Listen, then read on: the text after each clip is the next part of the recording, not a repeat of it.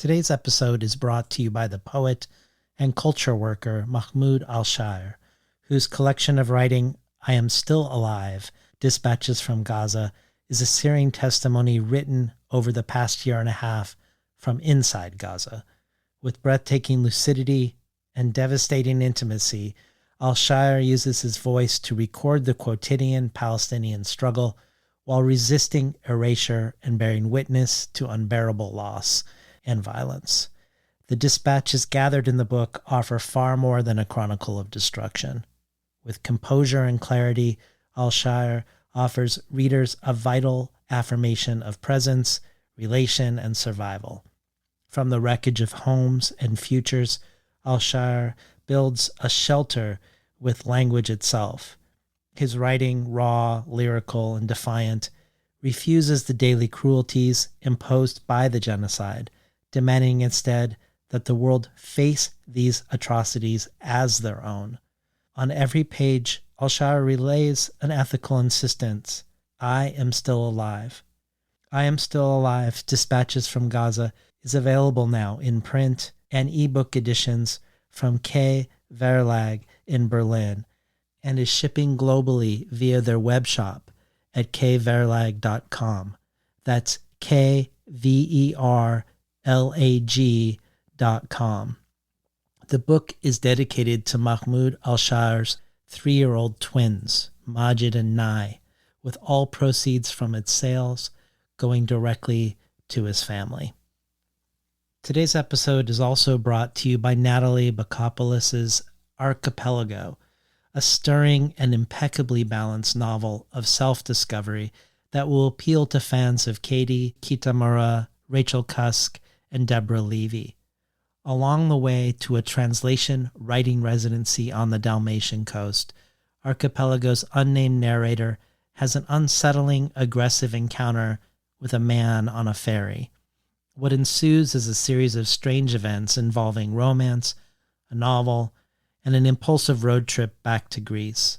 Spare and lyrical, with subversions of the Odyssey and its singular Ithaca, Archipelago charts a wending journey back to the narrator's family house, offering readers a meditation on the slippery borders of nations, languages, middle age, and the self. Archipelago is available now from Tin House. It would be a great understatement to say I am excited to share today's episode with Rickey Laurentiis about Death of the First Idea, a book 10 years in the making, a book we've been eagerly waiting for during those 10 years that doesn't disappoint. A metamorphic book. During that decade, Rickey transitioned, and so has her relationship to the lyric, and the country itself has gone through cataclysmic shifts in that time as well. Our conversation fittingly travels far and wide, from ancient Greece to New Orleans to Palestine, and I can't wait to have you travel it with us. For the bonus audio archive, Rickey contributes the reading of a poem she wrote just 2 days before we talked, a poem called Second Nature, a gift to supporters to hear a poem like this not yet out in the world. A contribution that joins many incredible contributions to the archive, whether Dinez Smith reading poems from each member of the Dark Noise Collective and then one of their own, and after each poem devising a writing prompt just for us, to Carl Phillips reading a medley of Black Swan poems by others and then one by him, to Jory Graham reading rain poems by Edward Thomas and Robert Creeley, to Nikki Finney reading from Lorraine Hansberry's diaries, to Tori Peters reading How to Become a Really, Really Not Famous Trans Lady Writer. Access to the bonus audio archive is only one thing to choose from if you transform yourself from a listener to a listener supporter. Whatever you choose, from rare collectibles from past guests to the Tin House Early Reader subscription, every supporter is invited to our collective brainstorm around who to invite as guests going forward. And every listener supporter receives the resource email with each episode of all the things I discovered while preparing, of links to things mentioned during the conversation, and places to explore once you're done listening. You can check it all out at between the covers. And now for today's conversation with Rickey Laurentiis.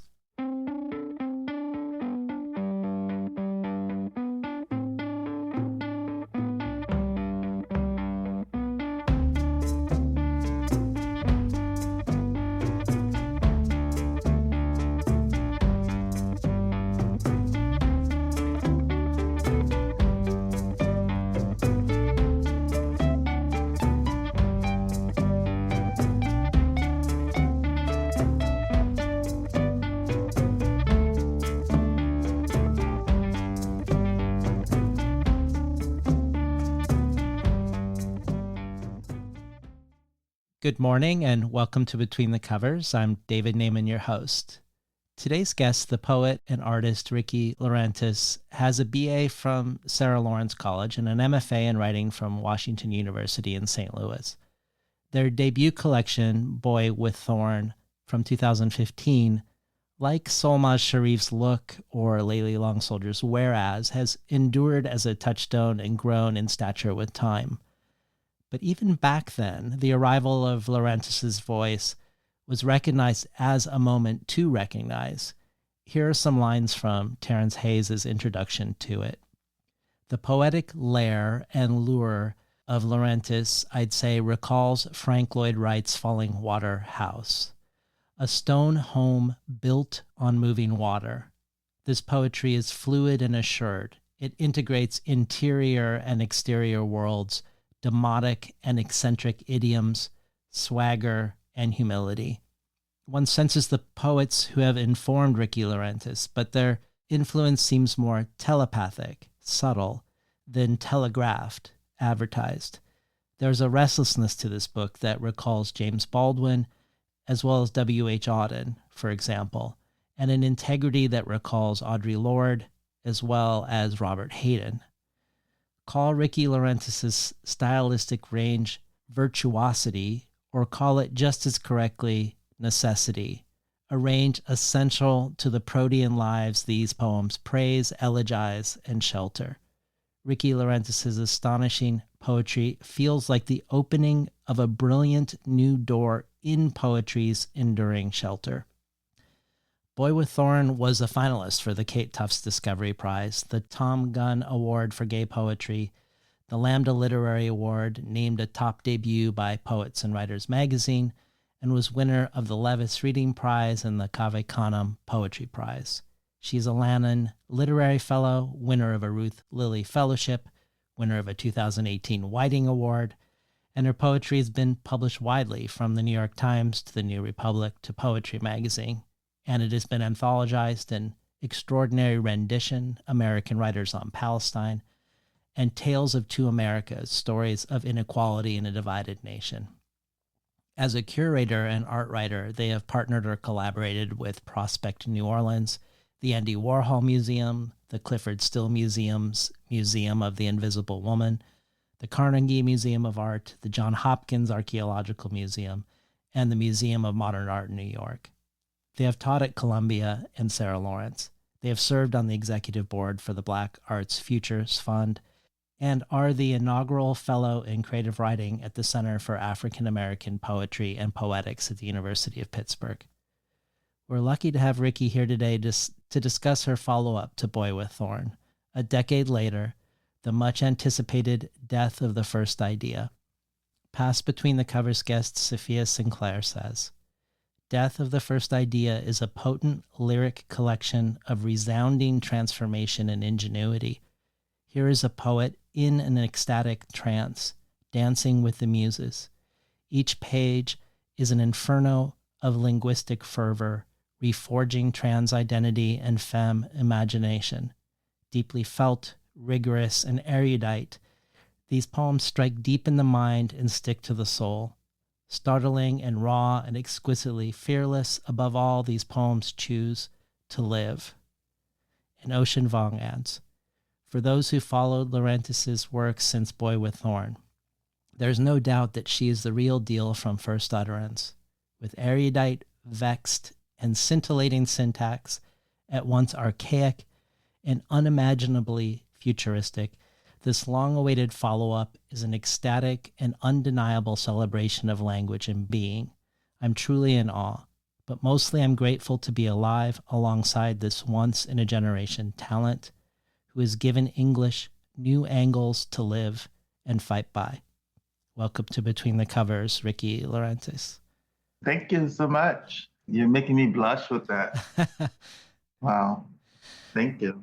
So the back copy to Death of the First Idea has the lines, "In the past decade, as Laurentiis has transitioned, her ideas of the lyric and poetry have transformed, as has the America in which she lives.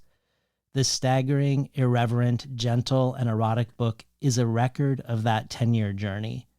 It draws on, expands, and then fractures the many poetic traditions that inform Laurentiis' poetics." Thinking of the title, Death of the First Idea, or one of the epigraphs, the one by Jesus that says, "If your foot causes you to stumble, cut it off." I'm curious about what has died or been removed and what continues. Or to use the language of the back cover, what is drawn on and expands and what fractures.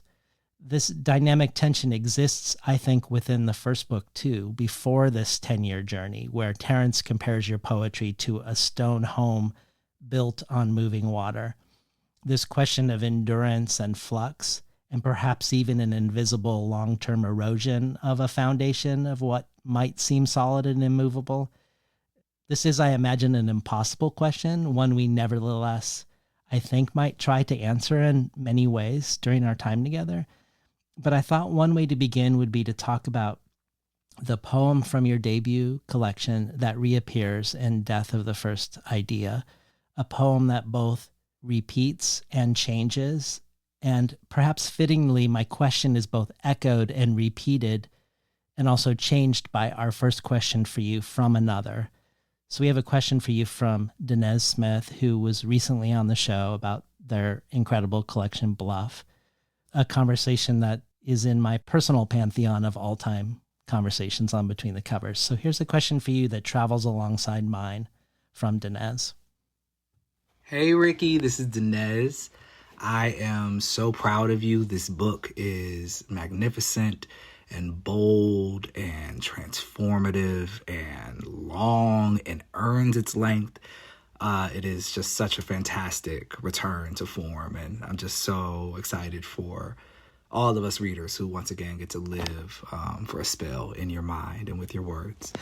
I'm wondering, can you talk a little bit about improvising on an early theme and the choice to put a book from your first collection, One Country, in a now past tense, now new understanding of self, rearrangement, slight remix, and put it into this book.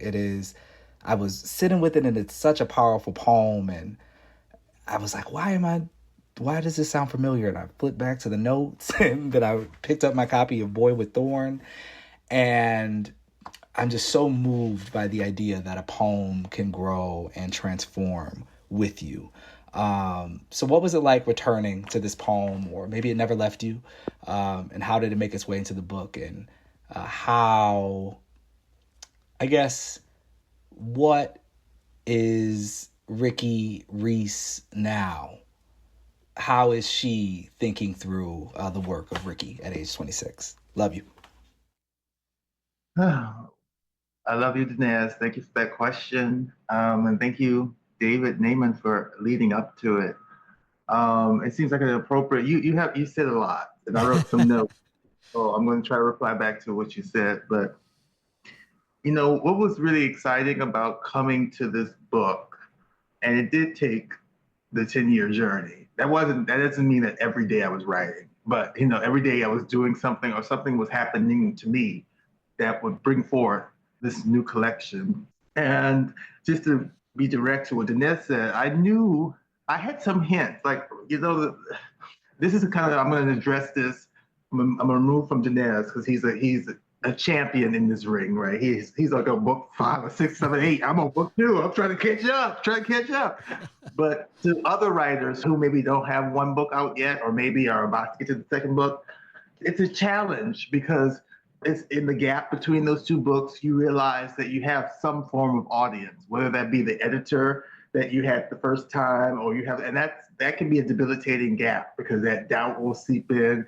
You're suddenly aware of yourself writing as more than just a hobby, more than just an amateur approach, but as something professional and as something that will have some audience, whether that be one person or that might be 100,000. And so I had some guesses about how I wanted to maneuver in this book, and one of them was I wanted that literal moment that Dinesh described, where there's a kind of haunting in their ear. They're like, this poem seems so familiar. Why do I know it? I don't have a note in the back. And I wanted them to actually stop, and if they had it, go back to Boy with Thorn and realize that I'm trying to work in tandem, but also against some of the things that were brought about in Boy with Thorn. And so you beautifully set it up. You know, Boy with Thorn ends with he shut the thorn up in his foot and told his foot walk. And I still believe that. It's true. Like all the sort of pains and all the sort of malaise and ennui and the angst and anguish and anxiety and hurt that I had accrued to in that book, I had to shut it up. And I had to shut it up in such a way that would allow me power and able to walk across the world. In this book, I had no idea, though, you know, this is the secret. I had no idea that I was trans writing Boy with Thorn. And so I came into that knowledge over this 10 years, but the poems were aware. And so even in this poem, improvising on the early theme, it has the moment where the penis gets cut off. And that happens twice in Boy with Thorn. Not to get into the particulars of what transness is, nothing gets cut off per se, but metaphorically. Metaphorically, I found that arresting because I'm like, oh, the poems already were introducing myself to myself. And so I like that he called it a remix because that's what I kind of had in my mind. I was thinking about the remix in terms of like R&B and, you know, hip hop, but also in terms of improvising on the early theme, thinking about jazz. There are a bunch of poems in Boy with Thorns that have titles from jazz standards. Like, let me see if one just comes up. Take It Easy is one. Do You Feel Me? Move for Love. And I'm still jazz. I mean, I still think that jazz wasn't done. Its thoughts on time and its thoughts on signature, key signature, I think are still interesting. And I think that they were at least dangerous enough for programs across America to stop funding music programs, right? And so something was going on to such a degree that, you know, jazz became kind of fatal in a sort of sense. Originally, I wanted to bring in 3 poems from Boy with Thorn, but the book just became so large that I couldn't justify it. But with improvising on an early theme, I thought it was important.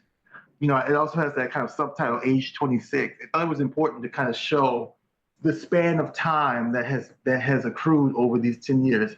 Now, the book isn't exactly autobiographical, and it isn't exactly, this is how I transitioned. This is how you transition. You do this, and this, because there's no agree. It's not like baking a cake, right? It's rather like, oh my God, I'm about to buy a house. Oops, I got to build a house. Oh wow, there's a cake. it's rather like that. You know, you know, because life is rather that way.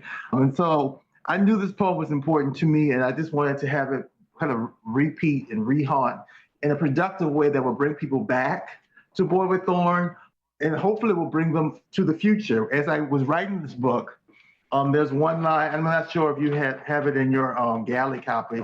It should be in the final hard copy where it says after the dedication that this is the illuminative way, part 2 of a trilogy. Mary Jo Bang is one of my mentors and was a teacher, and she's been translating Dante's trilogy over the last 3 years, so I've been reading it with her. And I said, well, what would a trilogy like that look like today? Yeah. And to me, I was like, oh, I'm already doing it. Like, it's an investigation and interrogation of the self and the 7 hells within the self. This would be purgatory, right? Where you're trying to purge something, trying to transform. And then the next one, whose title I think I know, but I'm going to keep it. It's like, you know, because this book, as I said before, isn't like a how to become trans. There's no one moment in this book because I still yet haven't found the way to write this, whether or not it's important. There's no one poem that's like, okay, and this is it. Now, for all my people, all my detractors, all my, you know, non-allies, this will be the poem that convinces you. All I can put forth is a fat book. It's a rather fat book, a thick book that shows the purging, and it shows the beauty too of becoming something that fits you. It's like finding the perfect pair of jeans. Like you didn't make those jeans, but you had to find it, and then when you put them on, they fit you, and it's a relieving moment. Could we hear improvising on an early theme? And maybe also, if you're willing, coming back to poetry? Improvising on an early theme or one country, age 26. I wanted to be released from it. I wanted its impulses stunned to lead. That body, its breath, let it. Let the whole pageant in. If my body had a river in it, I did drain it. If by the river was a city, let a storm shock and drown it. When in the city was a boy made sick from his body, the freak passions of it, I let him out, his brown skin lifting 2 shells. Let it. Let all his limbs be popped and unhinged.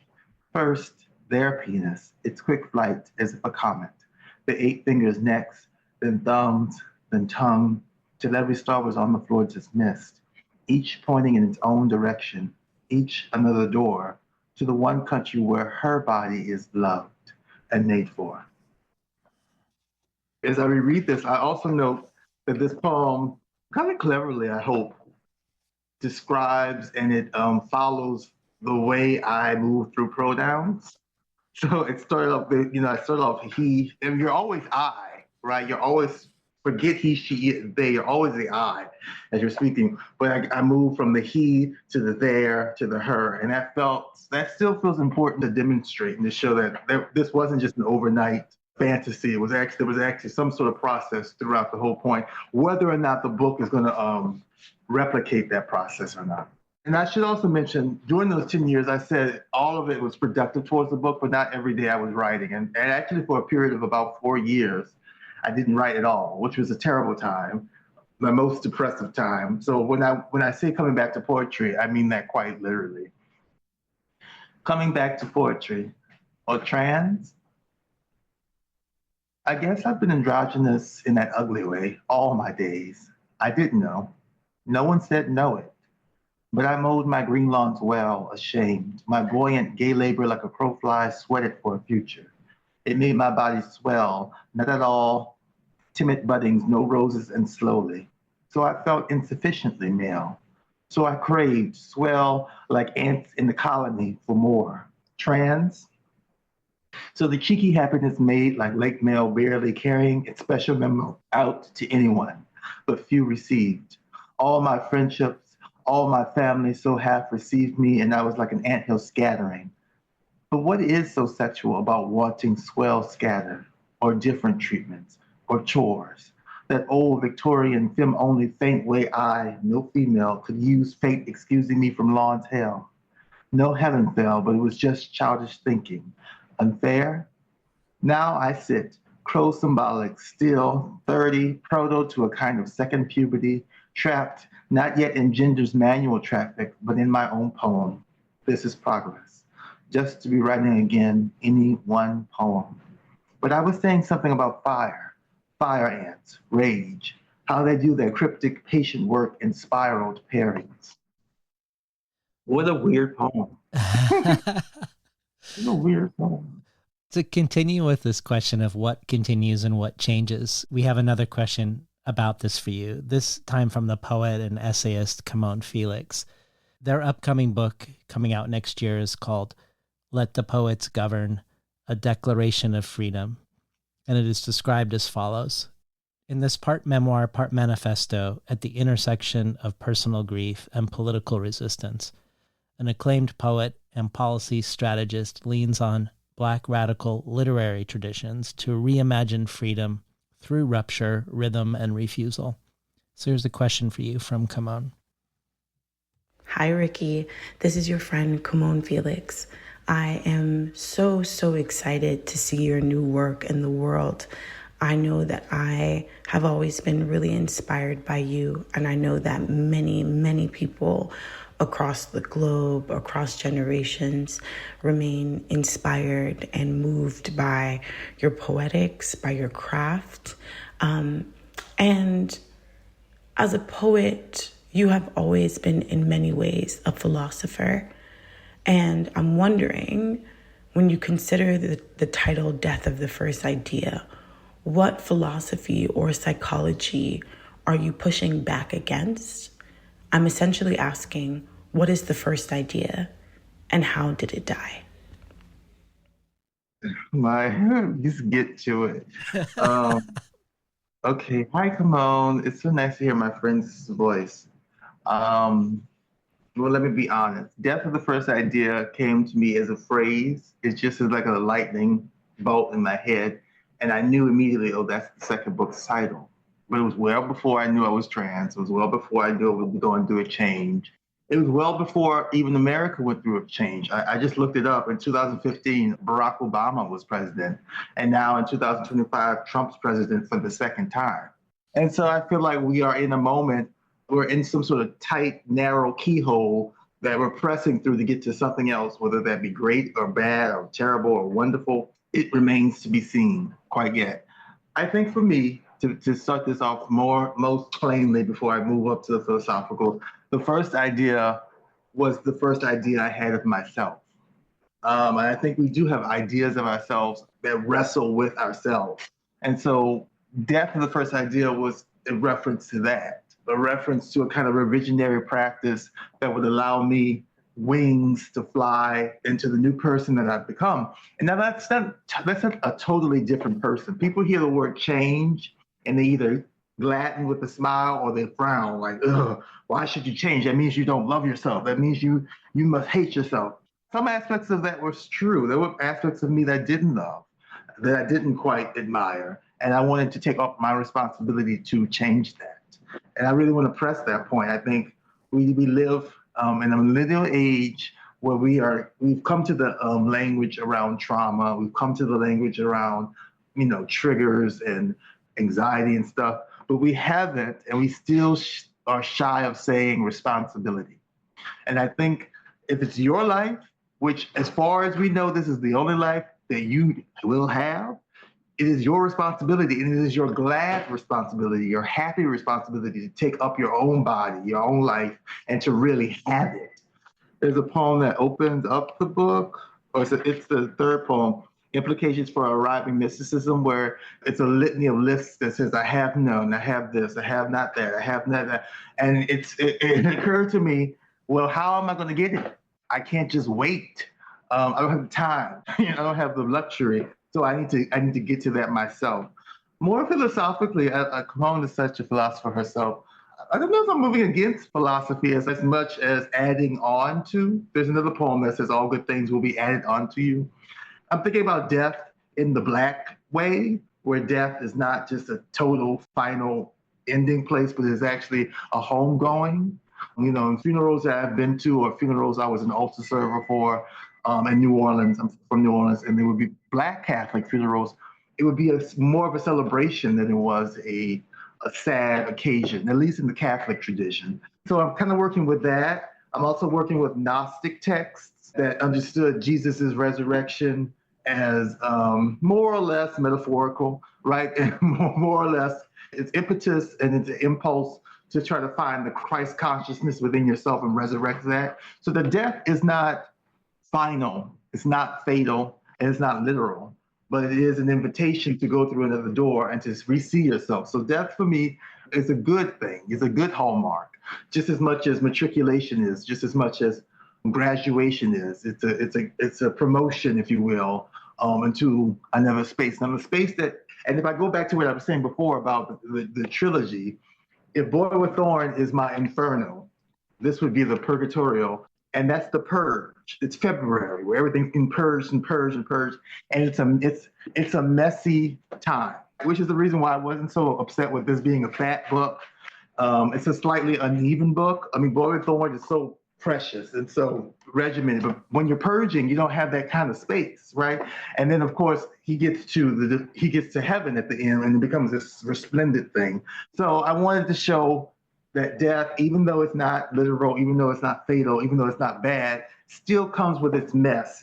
It's I don't know, it's chunky bits. There is a line I want to say is from Jack Kerouac, I hope I'm attributing it right, where it says anybody can walk into an ocean, but it takes a goddess to walk out of it. And that's kind of how I feel about the book. Like, I walked into an ocean or I walked into hell, and in order to get out of it, you have to come out with a goddess. I mean, it's taking up after Babylonian texts when Inanna or Ishtar walks into, I mean, she decides to walk into hell herself, and she loses parts of her body as she does it.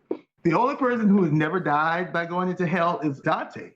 I don't understand how he I don't understand how he got through so well. So I think I'm working with a lot of different philosophies, even the Neoplatonists. In my notes section, which goes on forever, and I wanted it to. I wanted my notes section to be. I wanted to be. I did. Yeah. Even though my notes are never like, well, in this poem, the second line is this. I don't try to explain my poems. I just try to give context to it. I wanted all of those sort of philosophies and schools of thoughts to be in your head, because deliberately, like, the future is here in the book, but also the ancient past, the archaic past, the antiquity, because that's the last time you really see a space for what I'll just call gender variant people, where they had their own space, their own realm, two-spirit people, if you will, and it wasn't denigrated. It was actually respected for what it was. And I'm not suggesting that we can necessarily return back to that, because in the interim, we have gotten through very patriarchal Christianity, which seemed like an entire enterprise interested in thwarting all the ways of the past before it, and in particular of subduing the feminine in privileging the masculine. And that has led to our world today, which is completely out of whack with nature, with itself. And look at our government. I mean, it's completely, like, where you can have Elon Musk and President Trump, just go tit for tat over Twitter, and that not shock and actually embarrass somebody. That should embarrass everybody. And that it only seems possible in a world that so reveres patriarchy that it's too scared to critique it. So in some ways, death of the first idea is the first idea, which really wasn't the first idea. It would seem like that is patriarchy, right?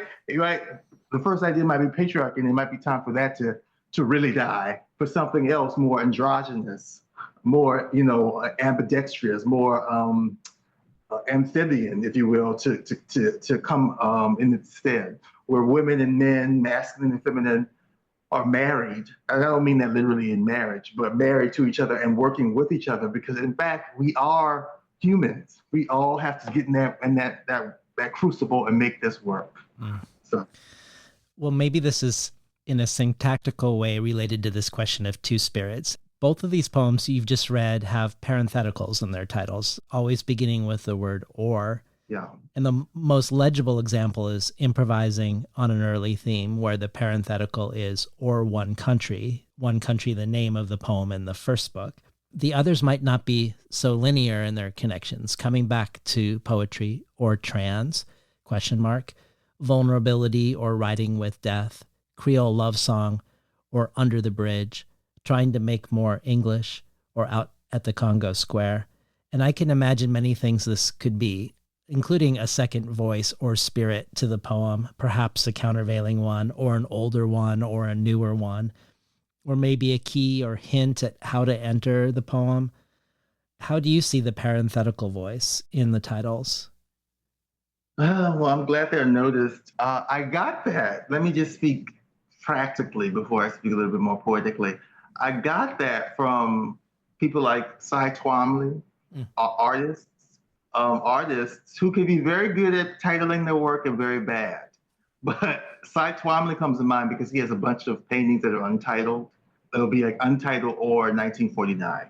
Basquiat kind of does it here and there. So I got it from visual arts, because I was thinking about the visual artists, where they use language and where it's most important. And it seems to me like their titles, it's most important. Although it might be a bit of an imposition, because they shouldn't necessarily have to title their work. They're just painters. All they're being asked to do is to create an image. But, in terms of practically, as I said, in terms of cataloging and just understanding where your painting is versus this one, that one. You have to have a title on some level. And another way I think those parentheticals is working, and this started as early as my first book, where I don't know if I can find an example, but there were some parts where it was a parenthetical with italics, and that always felt like another kind of voice, a kind of an inner voice that if we sit down and quiet ourselves, we will discover inside of ourselves an inner voice. Jesus called it Christ the Father. Socrates called it his daemon. Today we call them intrusive thoughts. But if you gain the control and the stillness with your breath and with your heartbeat, you can actually become in tune with that inner voice, and it can actually help you. So I think of the parentheticals there as a moment where the inner voice is kind of pushing back against on the title, but it's not in conflict. The or, I never think of or as like a violent preposition. Is it a preposition? I think of it as something that is pressing upon plurality. And that's really what I want people to walk away with from the book, that we are plural people. We are plural. We have not only the permission, we almost have the painstaking requirement to change and to grow and to pluralize ourselves. It doesn't necessarily necessitate that one version of yourself has to die a fiery death, although for some of us it may be the case. I'm not sure that this is what prisons are doing today. I don't think they're really living up to their task as rehabilitation centers. But someone like myself would want to hope that there is a place where, if there's a criminal side of you, that part of you can be burned, and we can actually accept a forgiven, rehabilitated person back into the society. And fire is all throughout my book. Everything's on fire. Because fire is the element of change. If you watch something burning, it's showing you in real time the change of information, because it goes from a leaf to ash to smoke. And so that's kind of how I'm thinking about the parentheticals. And I had to trim them back. I had so many that I was like, okay, it's gonna get overwhelming. So I'm glad that you noticed it. I'm glad it had some kind of resonance for you. Well, in both books, there's this deep engagement with time. Obviously, time is essential to the title, Death of the First Idea, where one might think it implies a progression away from a first idea toward new ones. But you trouble this in the endnotes, where you question a progressive interpretation of history, and you assert the importance of also considering regression as well. I also think of the duality in Ocean Vuong's framing of this book as being at once archaic and unimaginably futuristic. Yeah. It is the reach into and pulling forward of antiquity that I love in both of your books, where in your first book, Katrina, Wallace Stevens, Orpheus, and much more swirl together, and where in the new one, we have epigraphs from Plutarch and Pliny the Elder sitting alongside Simone de Beauvoir. But I do think you expand this gesture until it fractures into something more cosmic and futuristic in the new book. You meditate in the endnotes on the potential rewards of, and also the limitations of, looking for trans antecedents in antiquity. And even you quote Pliny in Antiquity about this sort of tension and contradiction existing then, where you quote Pliny as saying, there are beings that unite the two sexes. We call them hermaphrodites. They used to be called androgynous, and they were looked upon as monsters. Today, they delight in the delights of libertineity. And you add, which is to say the delights of a future next liberated world. But I wanted to, just for a moment, reach back not to antiquity, but to 2016 again, which does feel a little bit like antiquity these days. But you were interviewed in Blackbird magazine then, where you said, to me, the second poems are the most important in the book. That's my secret. The scene between the first and the second poem is the tender spot, because you don't see it. Whatever happens during that shift is so important to me in being able to go between. And then larger than that, the scene between the first book and the second book is an important thing. I wonder if this is still true today, a decade later. In your debut, I Dreamt Two Men was the second poem. It came from a dream you had, a horrific dream that you had twice, where you saw two African men being hanged in a tree and then set on fire presumably for being gay. And then you yourself become the fire. And you say you knew that it needed to be the second poem. And I wonder if the second poem theory endures, if the second poem in this new collection, The Ardency, is sitting in a tender place in the death of the first idea. And if it is, if the ardency is sitting in a tender place, how and why is it this poem? I still agree with myself.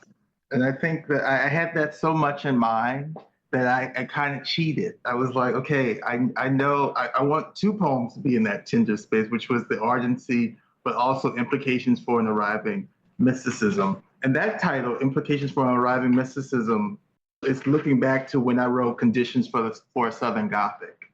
And, it just seems important to me to let people know what's coming up. An arriving mysticism was the phrase I captured that best foreshadowed the kind of antecedents that I would be exploring. That's most interesting for me.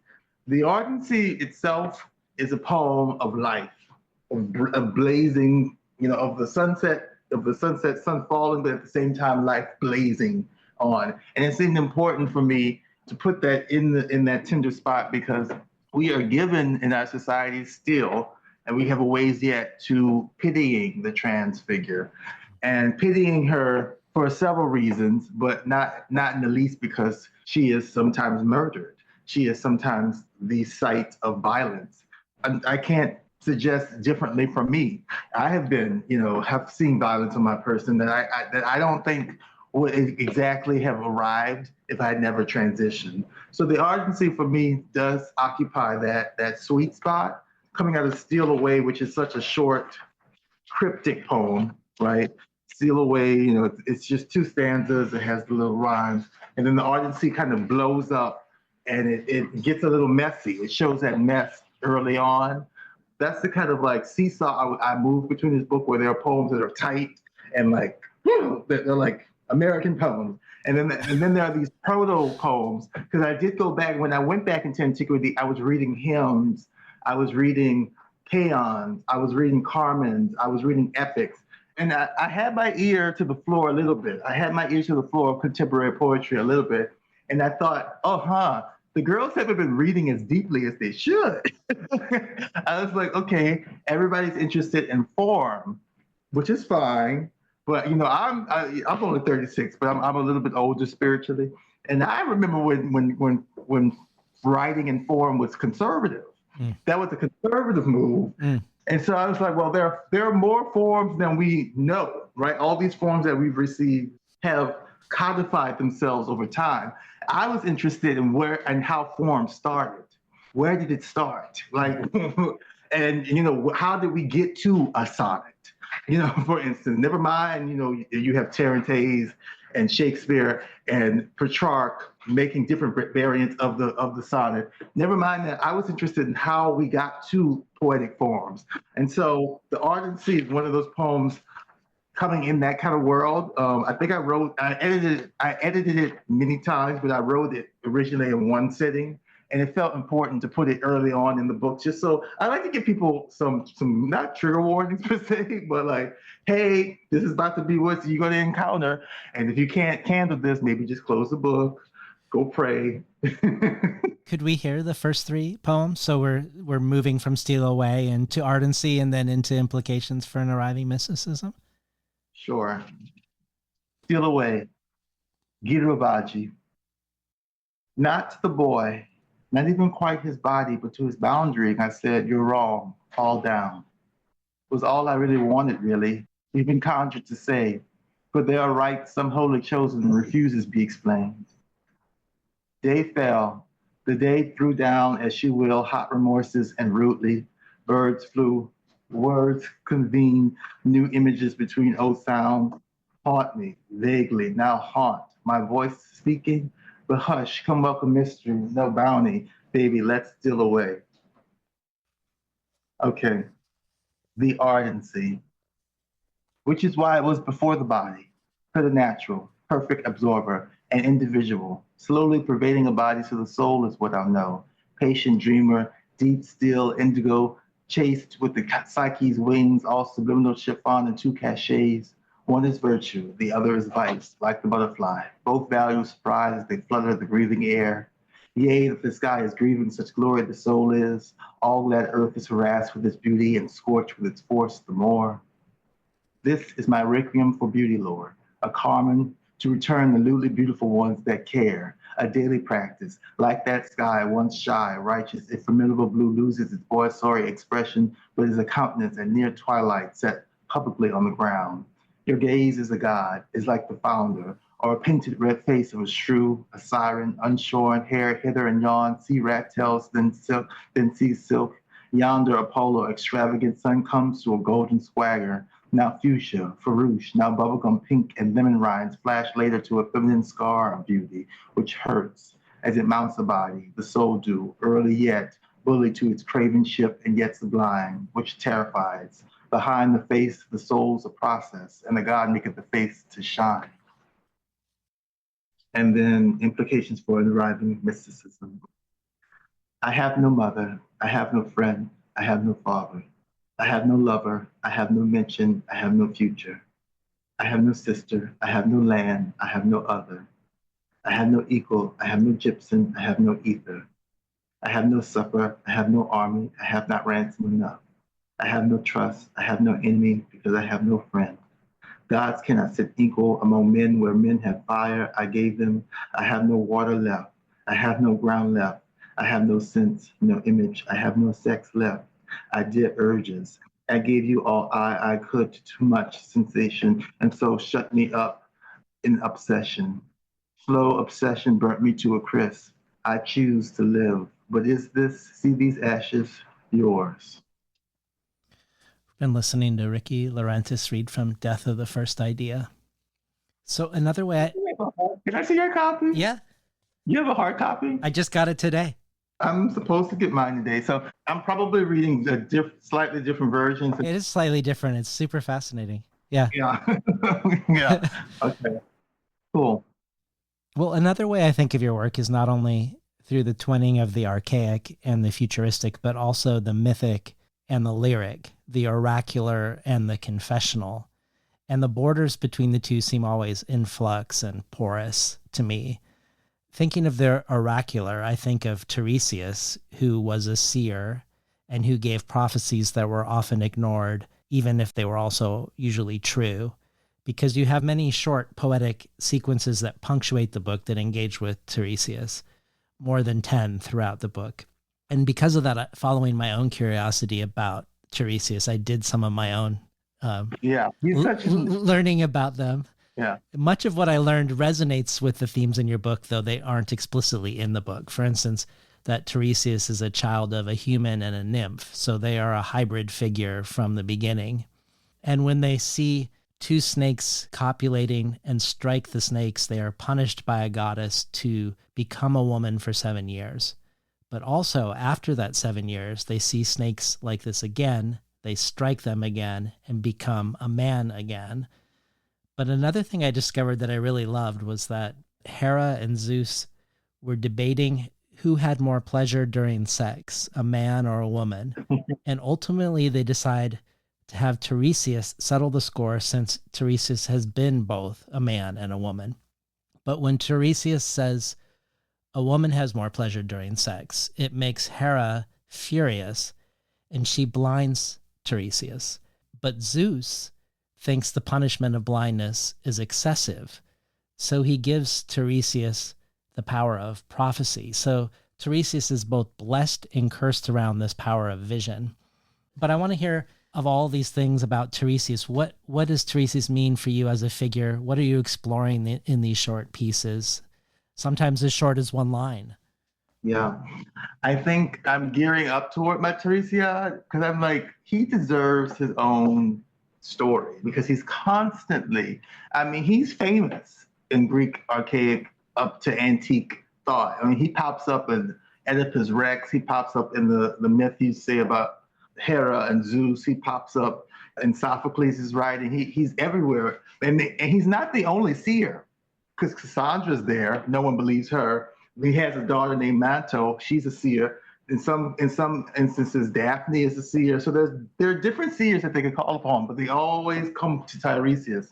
And I want to say something about that. I think what's interesting about the archaic period to me, that whole moment sweeping from Egypt into, the 12 Hebrew tribes and Babylon and up to Rome and Greece, is that they were interpreting more or less the same handful of myths and re-engaging with them and having different, schools or creeds and such. So they had the Orphic school versus the Bacchic school, and then they would perform. At least in Greece, they would perform these plays back to the audience. So religious life really was life. There was no kind of division between, even though you would consecrate an area as sacred, but there really was no division between what is sacred and what is mundane. And so I really find that fascinating because this was how they created a civilization.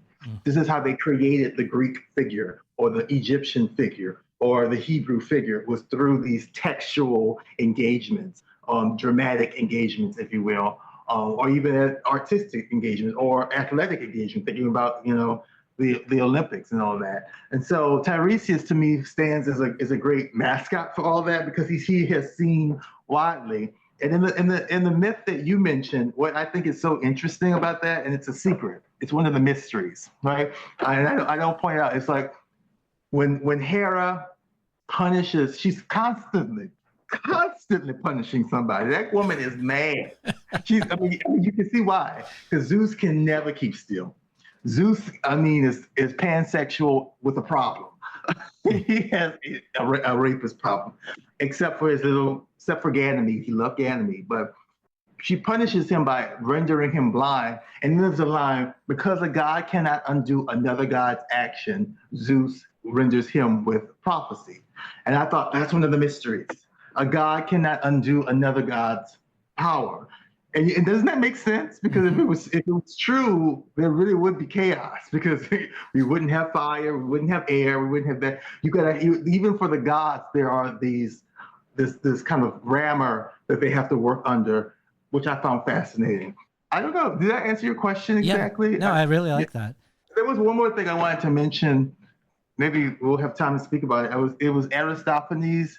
Are you familiar with Aristophanes and his theory of the origin story of love? And he uses the figure. He uses this figure. He says that men are from the sun, women are from earth, and then the people who were from the moon were an androgynous figure who were like a O, and they had all their limbs and extremities in this kind of circular. And because they were so powerful, because they were whole within themselves, even Zeus himself got frightened and threw a thunderbolt and split them in half. So that now you have some that are men, and now you have some are female, and that's the origin story of the soulmate, because they go on in their life constantly trying to find that other half so that they become whole again. There was something you said earlier about androgyny that reminded me of that story of Aristophanes, and that doesn't come out. I mean, there's so many stories. There's just so many. The androgynous, or what we would call today trans figure, was so arresting, was so excitable in the archaic mind that it constantly comes up. And it's just so interesting that now we come back to 2025, having gone through Christianity and all its schisms, and you can see exactly where, I think I have a note about it, exactly where King Justinian denounces the androgynous figure, denounces the eunuch figure, even though the eunuch, if you read your Bible carefully, the eunuch is the Ethiopian. The first Ethiopian to convert to Christianity supposedly was a eunuch.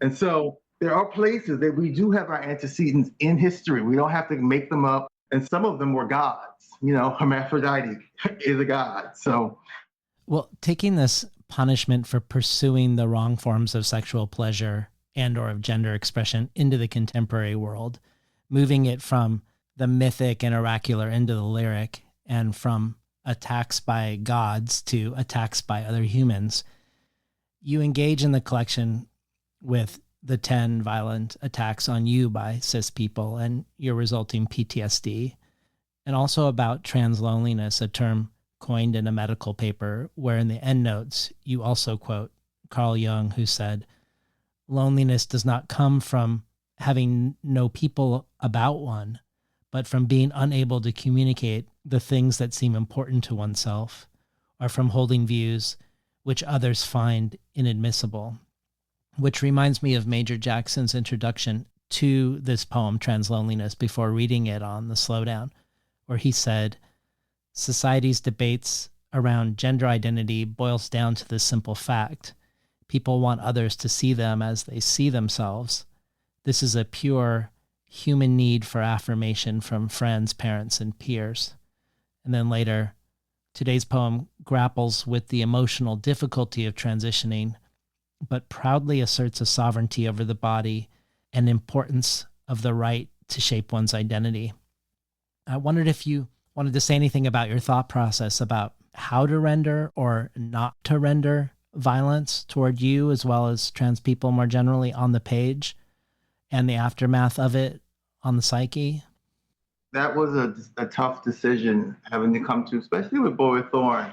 The difference between Boy Thorn and Death of the First Idea, for me, in terms of if I was thinking of my identities, which is both Black, trans, a woman, I still call myself gay because I understand myself culturally as gay. Like I'm into Greek mythology. That's pretty gay. The difference is that it's a matter of where each identity group is in terms of their time in the arc of progression, right? And so it seems like I could take some liberties in Boy Thorn and even devote a whole long poem in the middle to like Black violence. Because not only because it wasn't before necessarily celebrated, it's not the word, but exposed, if you will, but because it's just that time. What I'm trying to say is that like as a Black writer, if I could just like shuttle myself down to the Black writer, I have a fuller history. I have a fuller literary tradition to look back on and say, okay, I'm not Phyllis Wheatley, so I don't need to have signatories, right? Whereas to some extent, when I realized I was a trans writer, I did kind of feel like that. I felt like, oh my God, I suddenly need signatories to underline this as poetry and as something worthy of the lyric. In terms of trans loneliness and the violence on the page, it arrives, and I would like to hear your thoughts on this. It arrives in the book kind of just all of a sudden, and then it goes away, which I wanted to do that specifically because that's how violence happens. I didn't necessarily want it to be like a looming thing because that's not how I live my life. Even though I do have PTSD, but I also work with my psychiatrist so that I am a happy person. Violence usually comes about surprisingly, right? Especially this kind of trans violence where, people are using things like the gay panic laws or the trans panic laws to excuse their violent behavior. It happens so quickly, and the only way I can describe it is like a crack. It's like they crack in front of you, and then all of a sudden you're assaulted. What I didn't want to do is necessarily reproduce a book of just pain. It didn't seem necessary. It didn't seem, although some people would argue that's the way to change people's hearts. I think that comes with a cost. I think if that's the way to change people's hearts, like it still bothers me that the world seemed to have shifted after not Michael Brown, but I forget his name. George Floyd. Yes, exactly. It still bothers me that it was through that act of violence that people suddenly were like, this is wrong. That tells me something about those people, right? You should have always known that was wrong. And when people are thriving, you should also thrive with them, right? And so I don't know if I've answered that question yet because, I still feel like there's a kind of lackluster or I don't have the time, put this in quotes, I don't have the time to think about these people too ism in America, which might necessitate a book that's like, well, you need to find the time because people are dying. Like, people are dying, children are dying. One event that really stayed with me was Brianna Gay, who was a young girl in England who was tortured by her own peers. And the calloused way in which even people like J.K. Rowling just use that to buttress and push on their own narratives really begins to reveal me. Like, she's a children's author. Mm-hmm. She's a children's author, and she don't care about children. That's shocking. That makes me want to not ever think about Harry Potter again. I'm just like, that's a child. First of all, you're over here debating children, but someone else's children. I noticed that she has none. But it puts a bad taste in my mouth specifically. So it was something I'm still struggling with. I knew I had to have those 3 poems it feels like there are three poems, at least in the poem, that go specifically towards that violence, but I didn't want to ignore it. And it's not like I'm trying to say, oh, it's peaches and roses and creams over here. But I wanted to do something with this book that might challenge some preconceived notions of what it is to be trans and Black and alive today. And, for me, on most days, it's a beautiful day. Yeah. On most days, it's a beautiful day. This double notion of Tiresias's vision, the punishment and the blessing of it, makes me also think of all the doubling and mirroring in the book at large.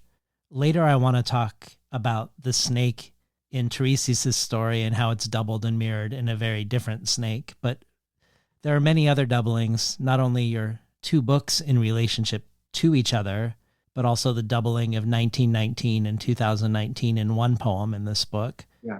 Also within the epigraph in Boy with Thorn by Auden, and ghosts must do again what gives them pain. Or how on Facebook you twinned the cover of Death of the First Idea, the way you are positioned bodily with the way Jory Graham is on the cover of Erosion. Yeah. Which I loved.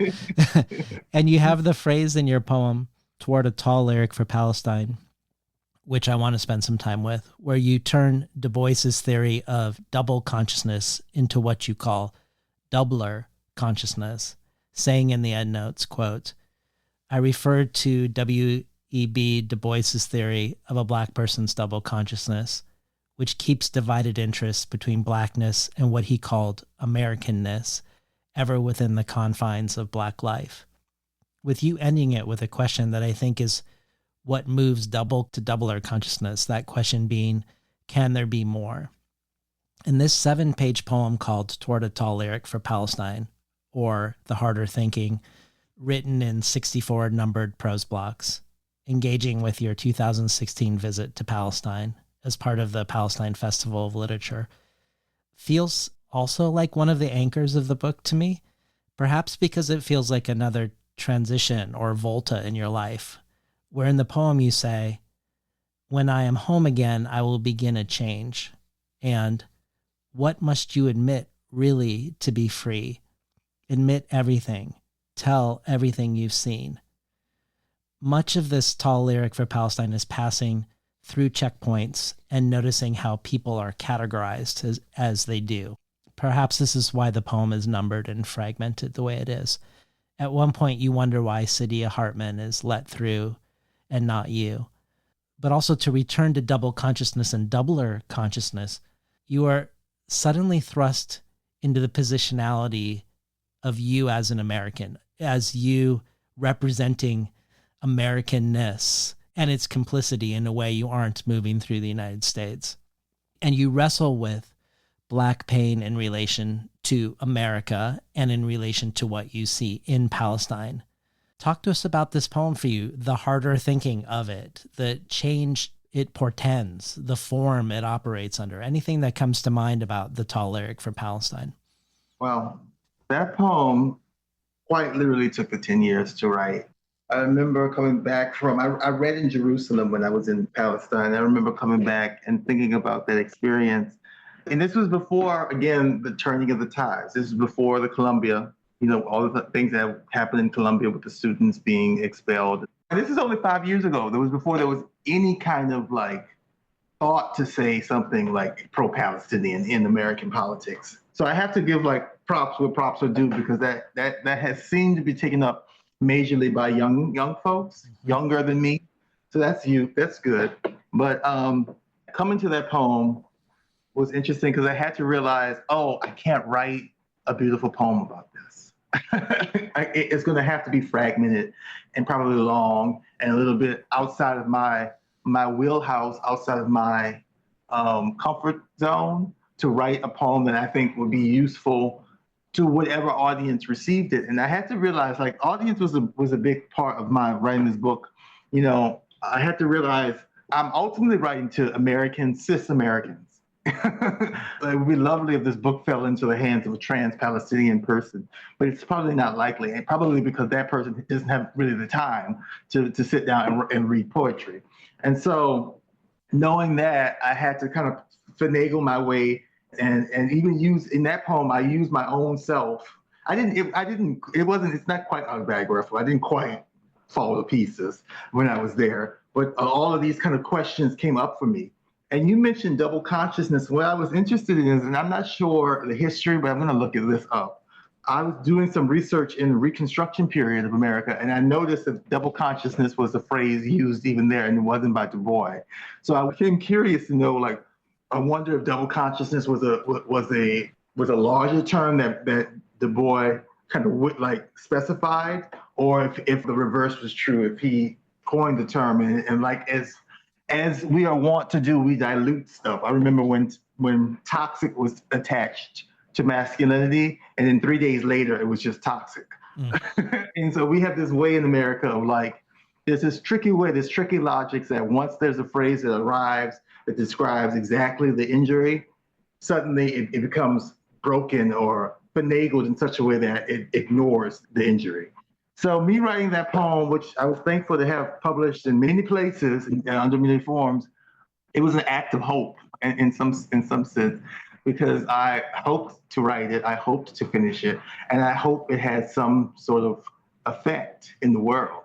One can never know for certain, especially being complicit, being an American, knowing where your tax dollars go, knowing how it works, also knowing how this works in terms of generation. It seems like the last president we had, the former president, Biden, just doesn't get it.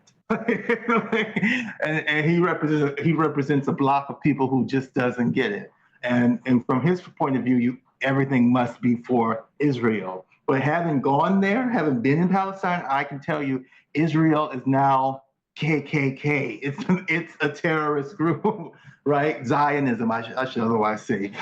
Zionism is manufacturing that kind of terror on the ground day to day to Palestinians who can't even control their own borders, right? The borders are controlled by Israeli figures. It was a lot because it made me realize my certain privilege I had, not just as an American, but even as a Black American. I had a passport. I could fly from New York or New Orleans and go to Jordan and be in Palestine. A Palestinian can't necessarily do that, let alone do that and have the privilege of returning back to Palestine. And so that was a profound moment upon me, both as a poet, but as a person. Well, two of the things you've spoken about that this poem raises are the fraught questions around both witness and empathy. For instance, in 2016, I'm not sure if this was before or after you going to Palestine, you said, again in Blackbird, quote, "Years ago I was reading, and I'm still obsessed with Carolyn Forche and the notion of witness. But then I began to question witness. Are we witnessing the witnessing? And it is a way I live in the world because it's directly coming out of Katrina, seeing what others were seeing and not seeing, and also what I wasn't able to see because I was living it. There's also these ways of seeing something that I think we either obscure or don't think about. We need to do more than just empathy." And that last line makes me think of Solmaz Sharif's lines.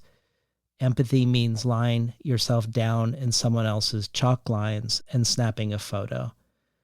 You're clearly trying to navigate a way to honor what you feel echoing between your own experience in the United States and the Palestinian one, without doing this move that Solmaz describes, where you say things in a tall lyric for Palestine like, "I told myself not to collide our pains, but I feel a resonance." And the same question appears in a different political context, I think, in your poem, The Vague Year, which has lines like, "I am not asking you to be identical or have the same life as me, same pain, but to recognize pain in your own family, name it, and sympathize." And "I'm not asking you to be identical or have the same tragedy as me, but to extend your graces." So I wondered if we could spend a moment on witness and empathy for you as a human, but also as a poet when trying to write toward being in allegiance with someone else's pain that isn't yours, but also is, echoing with yours or speaking to yours. I'm glad that those lines stand out to you in exactly the way that I hope they did. I have culpability as much as any other American, but I also have a responsibility to name that culpability and to name it out loud. And I say sympathy as opposed to empathy. Me and Samaz gave an interview where we talked about empathy. And empathy is a rather new word. And it means literally, it comes as a German abstract expressionism where you empathize with an abstract painting. You never want to think of your life as an abstract painting, as an object. So it occurs to me that we've forgotten the word in lieu of empathy. We've forgotten sympathy. We've forgotten compassion, and that word comes from the Latin to be with someone suffering, cum patir, so cum pati, be with someone suffering, and that's hard to do. To be with someone suffering, either suffering yourself because you're with that person suffering, or suffering alongside their own tragedy. But despite its challenge, it's rewarding to get to a place where you can, even though you don't want to collide those pains, you get to some place, hopefully in the poem, you get to some kind of resonance that comes through all of the muck and all of the mess. And because it is beautiful. I remember writing Towards a Tall Lyric, and that moment with the four boys, which I have a picture of, playing on the sofa was just so touching, because they were just, for one moment, we weren't even in Palestine, we weren't across the world. It was just four boys playing. And it just reminded me of the humanity that is always present in war at the end of the day, and what is being risked at the same time. It's really hard to write a poem when you're in a war. That's why most people don't do it. You have to be outside the war. And so I took that on seriously. It's being, I was one of the youngest people on that delegation, and I said, well, if anyone's going to write about this, it will have to be me from this perspective, like from this kind of millennial perspective. And so that's what I've hoped to do. I'm not quite sure yet if I've succeeded. I put it in the book because I thought it was important way to track my own trajectory. It doesn't quite conflict with me being trans, but it conflicts with my politics, which ultimately conflicts with me being trans. So it made kind of sense within the parameters of the book. Yeah, it made sense to me too.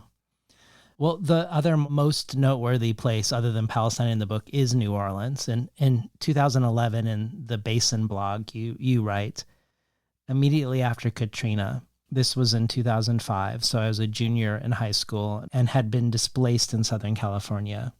I wrote nothing. I want to say I thought nothing. Life was all blur and motion. I didn't exactly congeal until sometime later when my family had returned to New Orleans, and until I left that city en route to New York for college. I needed time, space, and distance to effectively analyze and mythologize my experiences with the storm. Let me be clear, it wasn't objectivity I was aiming for, but honesty. Poetry for me is about honesty. It feels like Boy with Thorn as a collection engages more with Katrina and Death of the First Idea more with sort of the mytho-poetic space that is New Orleans. You quote Seneca speaking of Eleusis, the prime center of religious ritual in ancient Greece, quote, "There are holy things that are not communicated all at once. Eleusis always keeps something back to show those who come again." A quote that evokes a doubling, a departure and a return. And then you say, I would offer New Orleans as a modern day Eleusis, appropriate for the new world. So talk to us about the New Orleans of your imaginary. I know it's also the city you live in the real world, but you're also exploring New Orleans in a different space at the same time. That's exactly right. It's a New Orleans of several minds, right? Because there is just, being native to New Orleans, there is just the plain fact of it. It's like just the city that I'm from, and it's a little bit boring, but you're always blah blah blah blah. But the reason I came back to notice and to be able to see New Orleans in a specific way is because over the trajectory of time that I had been away, so since 2007 till 2021 when I returned back, not just New Orleans but the whole world has gone through such an incredible revision, sometimes for good, sometimes for bad. And New Orleans specifically, after New Orleans, I still remember when senators were debating whether or not New Orleans needed rebuilding on C-SPAN. And that hurts you. Mm-hmm. That hurts your feelings. That makes you, like, when you're like, this is the place that I love. Y'all love it too. Y'all come here for 3 days and love it. I couldn't imagine that same question being asked of Manhattan are being asked of Los Angeles, even though they are just as susceptible to wildfires or hurricanes more and more by the day due to the climate changing. But when I came back to New Orleans, it was a New Orleans that was different. It was a New Orleans that was rebuilt in some places, and in some places not having been rebuilt because of the storm. I was also coming back as an adult, so I wasn't a child, so I was able to like see it from that point of view. And it was inundated with a bunch of who are called locals. This is not a term I remember growing up. We didn't call ourselves locals. We just said we from New Orleans. Or if we had to give a word, it would be native. And it's so interesting that the word local kind of crops up because it's useful because it describes those who live in New Orleans and are local to the city, but who aren't actually from New Orleans. And it's tricky because it's not that anything's wrong with local culture. I call it local culture. What's problematic about local culture is that, 9 times out of 10, these locals are white people from Indianapolis or Ohio. And so it's like, there's a specific reason why you are attracted to New Orleans and you want to be a part of that thing and replicate it. But can you? Can you do that while excluding the Black people who created that very culture, or while excluding the Creole people who created that very culture? One of the ways this has happened, there's now a thing called downtown Mardi Gras. Again, before I left, there was no like uptown, downtown Mardi Gras. It was just Mardi Gras or carnival season. But now there's a downtown walking parades. And the beautiful thing about New Orleans is that it is and it isn't an American city in the sense that it allows for change. It allows that water to come through it and be changed for better.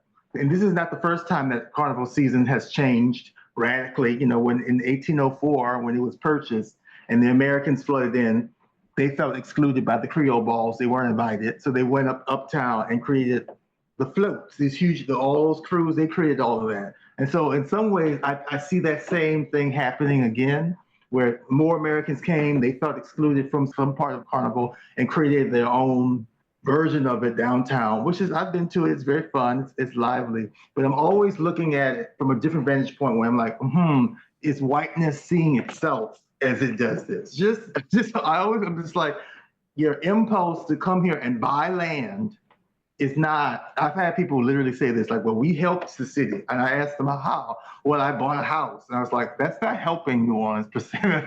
That's like preventing people who first lived in that house from returning.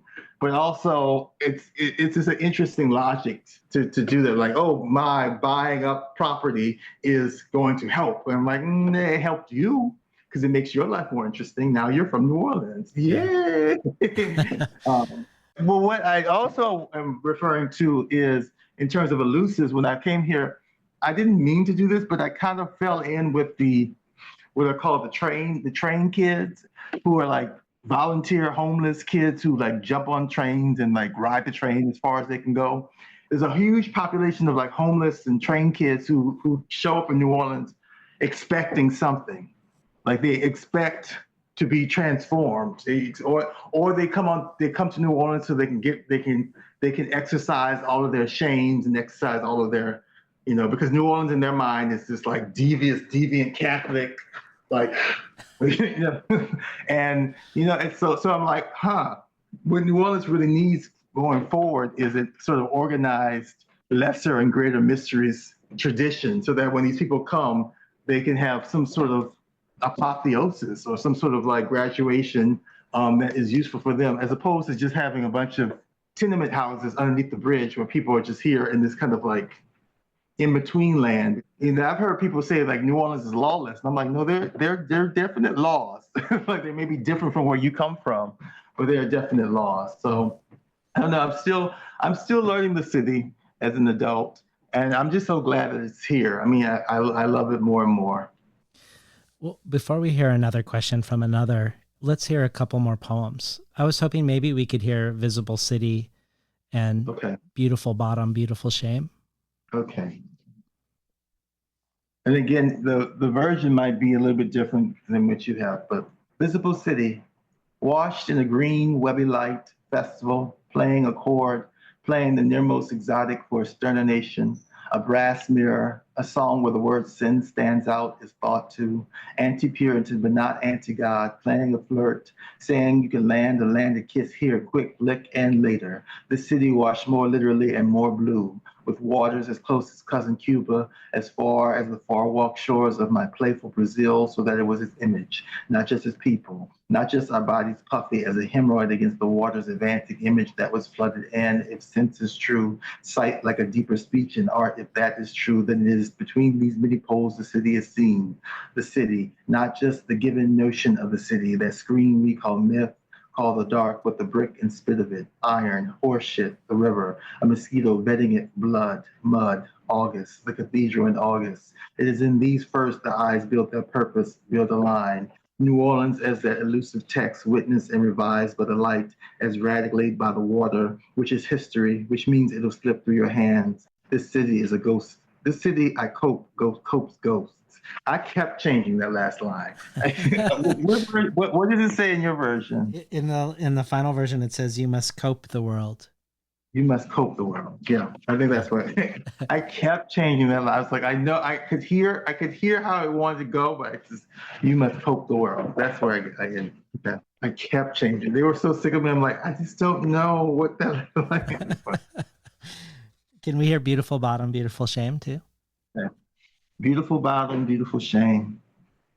The way he writhed beneath the other man argued his loneliness, but it wasn't just a blank measure waiting to sound. However much an O his mouth made, he wasn't just an O, thrusting back up against what is almost like a finger, though it isn't, always needing to be touched like a finger, to be held. I'm lonely. My waist cinched inward like some vintage Japanese fan, the clever blade of my back working inch by inch toward a pleasure half mine, the way fire pleases, wax pleases. What does possession mean? No, really, tell me that at this moment, someone beside myself can feel how many times I shudder. Asked if I like it, I like it. I speak out those three syllables, mess myself. The point is, I think to empty. It feels good. To be two men, two bodies interlocked and sitting still forming. We dance the dance that says, I want you, come closer, come in me. No, really, he said as a whisper, boy, you want to be possessed. Because, you see, he'd been removed from his body then, per usual, his beauty like a talisman offered, his woundedness revealed. Been listening to Rickey Laurentiis read from Death of the First Idea. So, similar to the mirroring of my curiosity with that of Dinez's, we have another question for you that mirrors questions I also have about imagining and the imagination in your work. This time, let's start with the question from Major Jackson, and then afterwards, I'll ask my questions in the aura of your and his exchange. Major, like Dinez, is a pass between the covers guest. We talked about his new and selected poetry, Razzle Dazzle, collecting 20 years of his poetry, as well as his essay collection, A Beat Beyond, where he meditates on poetry. He's also the host of one of the most prominent poetry podcasts, The Slowdown, started by U.S. Poet Laureate Tracy K. Smith, then hosted by Ada Limon, who herself left when she became U.S. Poet Laureate. So who knows, maybe Major Jackson is now up to bat. So here's the question for you from Major. Hi, Rickey. It's Major. Did you know that you are on a short list of my favorite native New Orleans? I taught at Xavier, University of Louisiana, probably around the time that Lil Wayne just hit the scene. And by the way, Lil Wayne's not on my list, although I admire his lyrics. I have a very short list. In any event, it's been wonderful watching your growth, and I think this particular question emerges from that perspective of your journey and your life thus far as an artist. So my question is this. I am thoroughly taken at how you create in language, poem after poem, dynamic, multitudinous selves, that is, lyric speakers that measure how we treat bodies as foregone footnotes to historical narratives or as social determinants. Quote, It is a tragedy. No, it is a sonnet, end quote, a speaker states in the poem 2019. This is a brilliant association for me because it invites us to ponder voltas, or the lack thereof, and stasis and the predictability of structural violence, while I detect a sly commentary on our imaginative inertia, especially as it relates to seeing individuals as whole beings. I sense in this book multiple acts of becoming. It is as if you had to pen a collection that clears a space for your own transformation. That is, here, the poems write you into existence as much as your hand, body, eyes usher them into existence.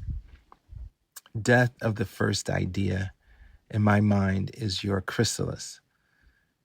So, how do you reflect on the power of your writing to imagine possibilities for your and our futures? I hope you're well. I look forward to seeing you. Bye. Oh, wow, this is so lovely to hear people comment. He's exactly right. I feel like Death of the First Idea is my chrysalis or my cocoon. And, you know, the next book is the close and where the wings come out and you really take flight. So much of what he says resonates with me. I'm glad to hear his reflections on at least some parts of the book. He mentioned the dynamic multitudinous selves that come up in the work. And what I can say about that is that I noticed as early as Boy with Thorn that I have this kind of hiccup with pronouns. You know, it'll start off with I and then it'll get to he, and then it'll get to it. And Beautiful Bottom, Beautiful Shame is a poem like that, where it works. That kind of shifting through pronouns seems to work. And that was kind of one of the earliest hints I had, because that was one of the earliest ways I could detect the transness. I was like, my poems are doing this already. I don't know. I don't do this consciously. Like, it's as if I want to slip out of this gender and go to this gender and go to that gender. And that seems like ever more so what our future will be permitting, allowing people the permissions to come out their doors, not a completely changed person. Again, I want to reiterate that I don't think change means from top to bottom, you're completely a whole different thing, but a different aspect. You know, back in antiquity, back in archaic times, which I'm always at. I read it. I need to stop reading it. I'm always reading, like, I don't know, Pseudo or Origin or, you know, St. Thomas Aquinas, something like that. But even back in that day, when there were multiple gods in pagan times, each god would have many different epithets that would reflect different aspects of their divinity. And I kind of see us moving. I would like to see the culture moving in such a way that that is allowed on our own mortal persons, where we're allowed to come out. You know, today I want to be audacious, but tomorrow I feel like I'll be a little bit more shy. It allows people to maintain their humanity, and I think it's a way. I think it's a way against violence, if I can say so. Because if you think about a volcano, just to follow this metaphor, if a volcano had vents, little, it would never need to erupt, right? Because it would be constantly letting that pressure go in intermittent kind of ways. And I think allowing people, giving people the permission to show different aspects of themselves by day to day or to person allows for them to vent or to release that kind of that creative energy that's so piled up within them, so that they won't be, you know, a nervous breakdown, so that there won't be a total collapse into nothingness, because, you know, for so long you've been shouldering this image of yourself that's not exactly true to who you want to be or who you see yourself as. So that's what I'm hoping this book allows for. I'm hoping this book gives one example or gives one way that can be the case. Well, thinking of Major saying, you're not just a self-writing, your pen is writing you into existence. I want to ask you about your views on the imagination too, and the aura of that, if they've changed and if how. Your first book definitely engages with Wallace Stevens, a poet that didn't see the imagination as the opposite of reality, but as equal to and interdependent with it. He also said that the imagination insofar as it presses back against the pressure of reality, was important for our self-preservation. At the time, you said Stevens was likely your favorite poet, or certainly your favorite modernist poet. In Boy with Thorn, I think of the line, "To imagine is the one mirror I trust." And one of the epigraphs in Death of the First Idea is from Pliny and goes, "For who ever believed in the Ethiopians before actually seeing them? Or what is not deemed miraculous when first it comes into knowledge? How many things are judged impossible before they actually occur?" And in the Palestine poem, you ask, "What could I imagine now? What new eyes could I claim?" And I also think of the line in Vernacular History, "One could resurrect a language light enough to fit our flying into." In the poem Staring Out the Psych Ward's Window, you see twin black trash bags snagged in trees that for a second appear to you as ravens, and you exclaim, "Treasure, what a mind can do." And finally, you open the poem Black Hole with a direct address to Wallace Stevens. "Not every blackbird is blackbird, Wally." I'm curious I'm curious if you see your relationship to the imagination changing over the past 10 years, philosophically or theoretically, or within language and sound or otherwise. How has it extended or grown, or extended and fractured itself between Boy with Thorn and now? Just off the top of my head, that one moment at the end of Staring Out the psych ward's window, in the final version, I think it says, "Treasure what the leaky minds can do." And I put leaky because it seems like that is what the imagination can do. It can leak into the real in powerful ways. And it can happen in a kind of simultaneity. Then that poem, In the Psych Ward's Window, is a true account. And I remember looking out the window and seeing what I thought were ravens, but then also seeing trash bags. I saw them both at once. And that's kind of how I'm beginning to think about my imagination, is not as something instead of reality, but something that comes in tandem with. And honestly, it makes life more enjoyable. It makes it more fun, to have that kind of belief where you can like look out and really paint a world that you want to see, but also, not to the destruction of the world as is. I was thinking about how Major talked about voltas or the lack thereof. And that moment again with the Psych Ward's Window kind of feels like a volta to me. I don't think of myself as a deeply imagistic poet. When I use images or when images come to me to be used, they're important. But otherwise, I feel like I'm more syntactical or inside the textures of language. But that seemed like a really powerful way to show how the imagination, if you could call it just imagination, because at that time I was under psychosis. And so, and it's like, the difference between imagination and psychosis is that with imagination, you're steering it, right? You're steering it. It's not even a dream. Dream is happening without your conscious steering it. And psychosis, you're not steering it. It's powerfully happening to you. And eventually, as you work through it, you come to understand, okay, this is what psychosis was. This is what was happening. But until that moment, I think of that moment with the trash bags as pivotal, or like a volta for my mind to repair itself, because it was able to see that, wait, no, it reintroduced a productive doubt into my mind. It reintroduced, wait, you thought they were ravens, but they actually are trash bags. So to remember that not everything that you see is there, Rickey. Not everything that you hear is actually being said. This might just be your psychosis. So it was a useful lesson, which is why I included it in the book. More than that, the imagination has come back to me recently as I've just started writing the third book. I decided that I wanted to return back to Of the Leaves That Have Fallen. I started reading it the other day, and I was like, wow, this is so good. I love that. I was so surprised. It's a poem of 50 short sections. And I was like, well, what would the 51 look like? And what would 52? And now I'm at 60 something. So I'm like, maybe I can get up to 100 and call it a day. And that'll be like a nice trilogy, if you will. But it led me back, because that poem begins, I can. In the imagination, there is no daylight. And like Wallace Stevens, I know the dark is crucial. I sing, I grieve in it. A dream what haunts each night. These bodies, even lynched, still are thinking. Nothing is vital, I'm told. No man shall see the end but them, my fathers, lifted into fire like tongues. Who wrote that? But like, the imagination, I think, does need to come back in sharper focus in my work, because it's a natural step to get back to in terms of like recalibrating myself together. But when you transition in any way, whether it be as a trans person, whether it be a funeral, whether it be promotion, it necessitates a weirding of the body, a strange making of the body. Like your body goes, like in the chrysalis, I don't know if you know this, I love telling people this story. When the caterpillar engorges himself, eats all the leaves, and then goes under this strange transformation that he's not aware of, right? He has no idea what's going on. He's following instinct.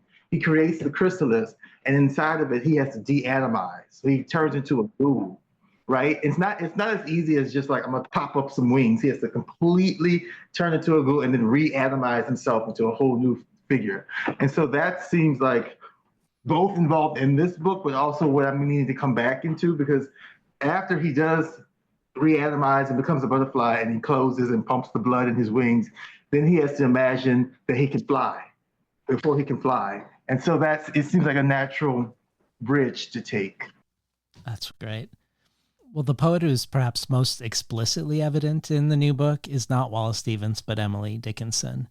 Back in 2011, you said, I think of Emily Dickinson, who wrote well before confessional poetry was discovered and coined, but confessed to an incredible degree in her poetry, whose emotional vulnerability and unforgiving honesty at times makes me literally tremble, and who told us to tell the truth but tell it slant, that is, not exactly unmasked, not exactly directly at the thing, to make it strange. This is how I approach poetry. I also think of something Ocean Vuong has said about Dickinson that I love too. Quote, one of my heroes is Emily Dickinson. Dickinson's force is perennial. Here's a woman who had centuries of patriarchal literature march up to her door. Emerson entered her foyer, invited her down, and she says, no thank you. She worshipped at the altar of language. To me, her work was about radicalizing worship, turning the act itself into a gift. If you're going to do something that is so difficult, if you're going to do something that has so little chance of success, like being a poet, why not permit yourself something wild and grandiose in the craft? Why not say, I am attempting to make a gift? In this collection, there are many signs of Dickinson. You address her intimately as Emily, the way you call Stevens Wally. Her frequent engagement with bees in her poems becomes part of yours. And syntactically, it isn't uncommon in this book that you capitalize interior words like she did also.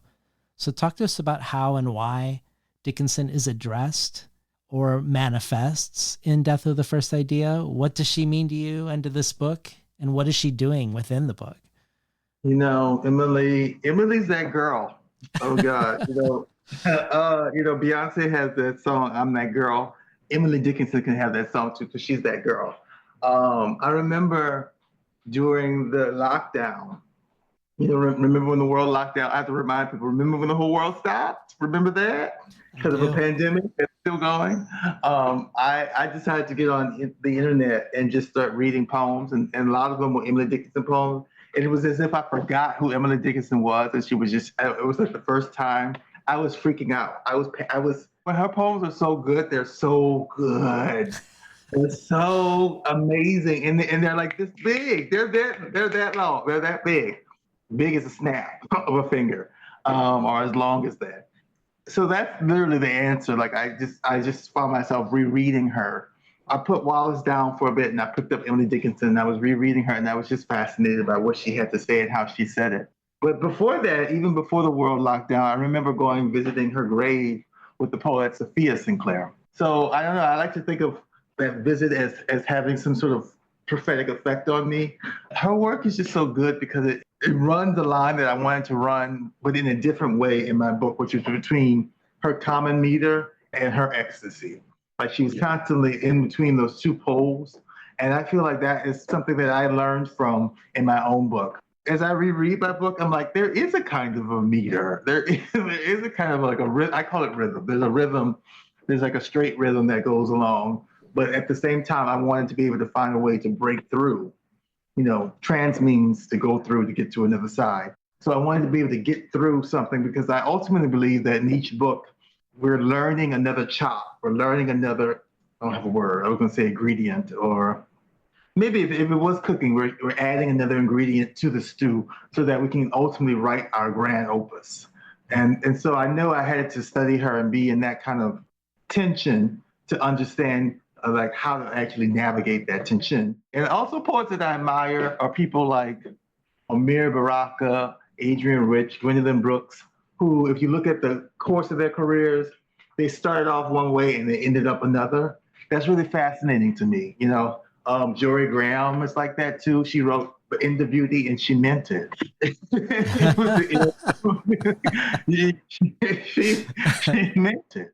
And even like Louise Glick, who completely disavows her first 4 books.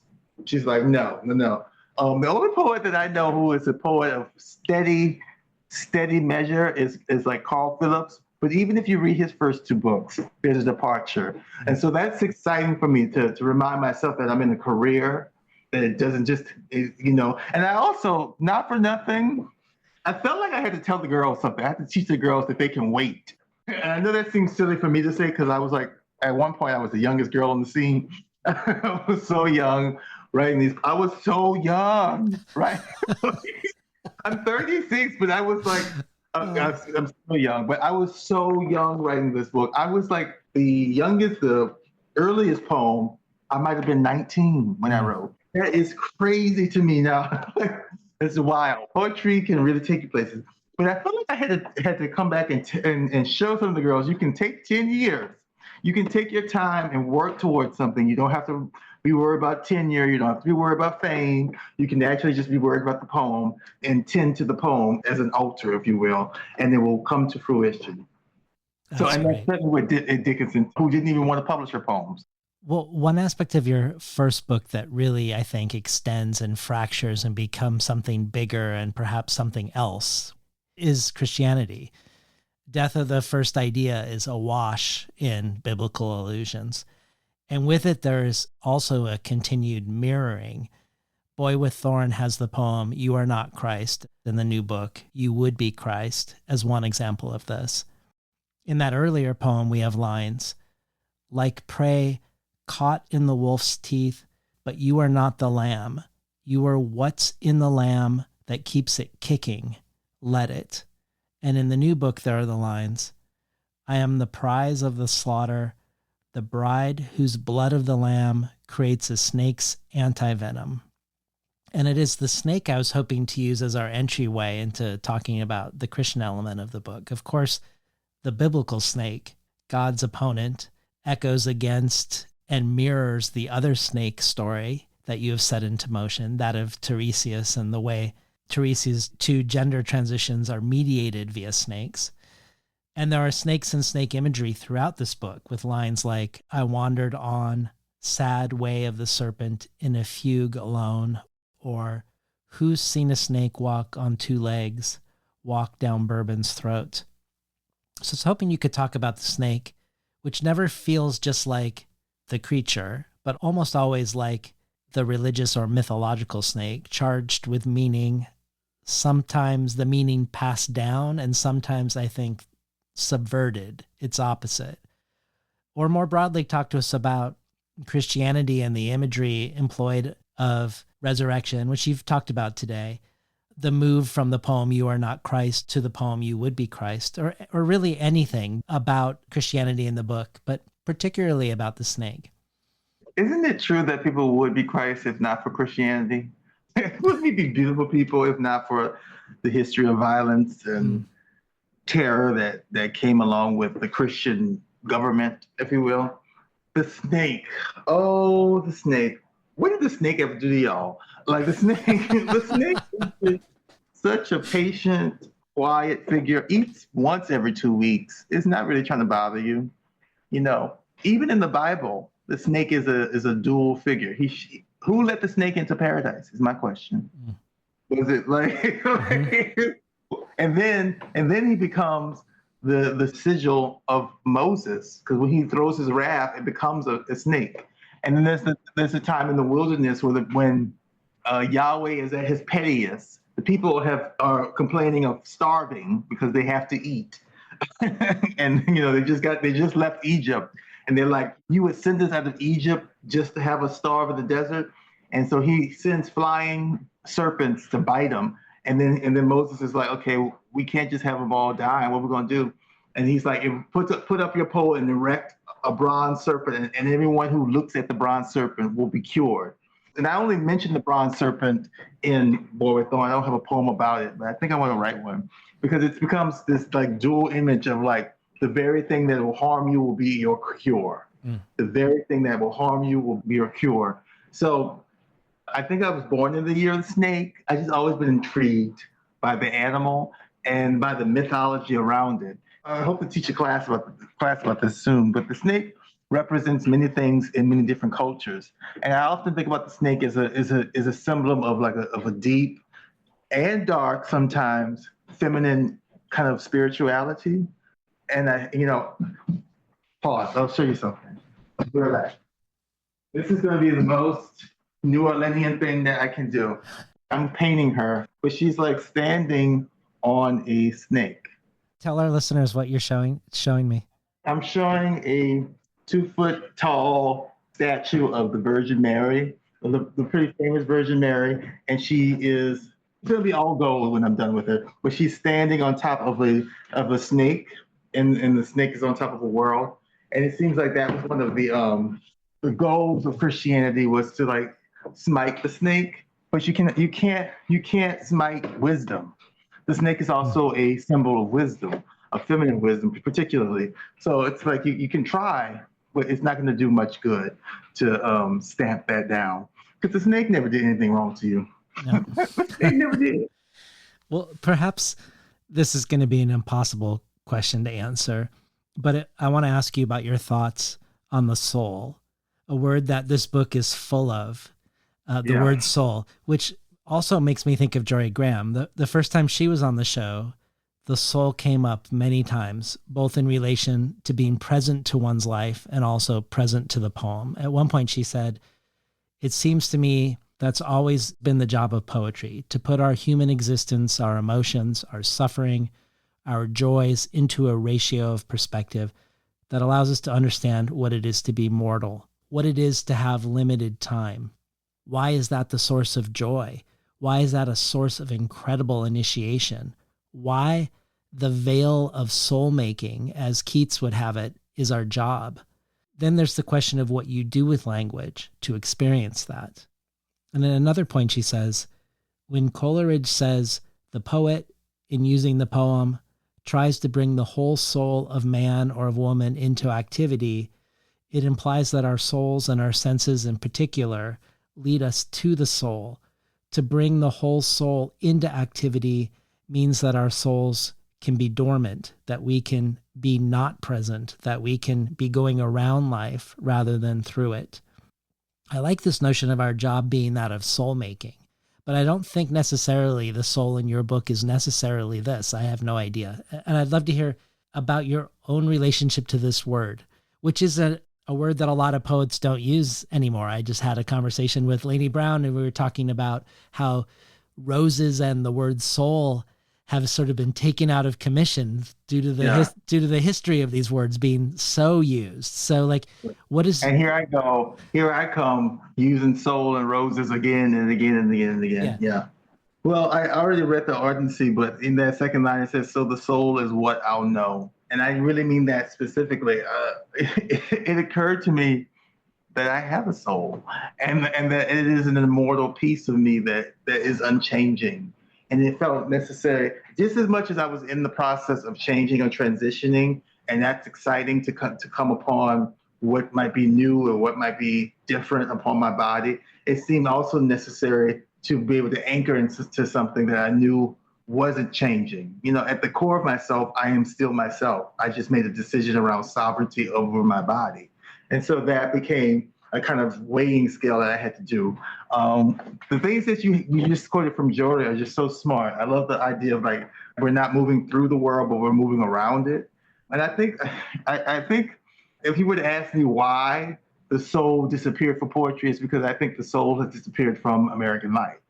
I'm even thinking about how the word soul used in a Black way, right? Soul food, or W. Du Bois even said that Black people are the soul of America. But we don't really think about souls anymore. We think about taxpayers. Right? We're not even citizens anymore. We're taxpayers. And it's not even intelligence we want of the soul. We want artificial intelligence. So, right, it's like we're becoming so much more machines and just plain workers and laborers of a time, as opposed to persons whose job it might be. I'm not sure if we make the soul in our encounter on Earth, or we inherit one. But whatever the case might be, we have to nourish that soul so that it will be replenished and will sustain even possibly after our mortal lives is done. And it seems the way that we do that, we replenish our soul and we feed our soul is through art, it's through making, it's through community, it's through social activity, it's through being good. This is my loud advertisement for being good. Please be good to each other, y'all. We only have each other, and we have to be good. Even if you want to be mad about it, even if you're like, what's so good about being good? You just got to be. The opposite of being good is destruction. Yeah. The opposite of being good is destruction.